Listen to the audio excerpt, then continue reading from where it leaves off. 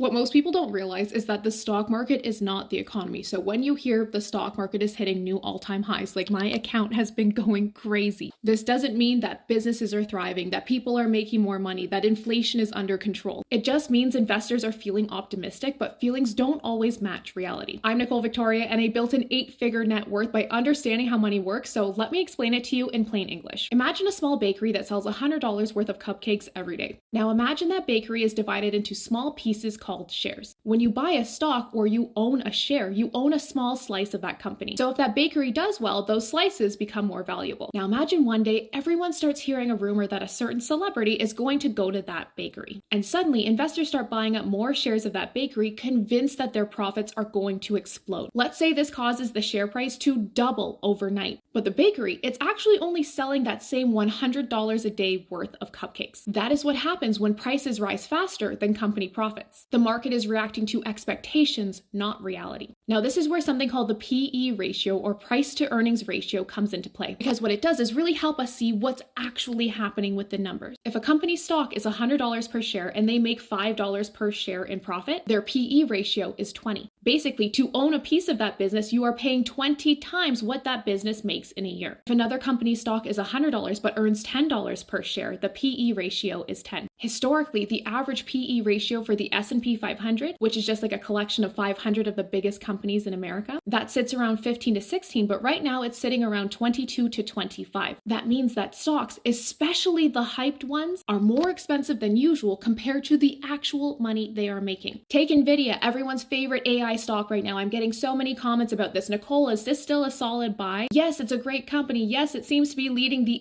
AI revolution, but its stock price has soared so fast that people are paying over 50 times its actual earnings. And now that doesn't mean they're a bad company. That means it's priced for perfection. Investors are betting that this company is going to keep growing at lightning speed. In my opinion, that's what you could call speculation, aka gambling. Because even great companies can become bad investments if you pay too high a price. This is why I don't buy individual stocks, not even the ones that everybody says are safe bets, because no single company is ever a guarantee. Markets don't always move on fundamentals and numbers the way that they should. They move on emotion and hype and headlines. This is why I don't try to predict what the needle in the haystack is going to be, what one company is going to do better than the rest. I own the whole market instead, because making money is great, but not losing it is even better. So when you see headlines about the market hitting new all-time highs, I want you to remember the stock market isn't the economy, and price isn't the same as value. If you want to learn how to invest the smart way, I have a free training for you. It's called From Broke to Millionaire in 5 Steps. Grab your spot right now through my link in bio.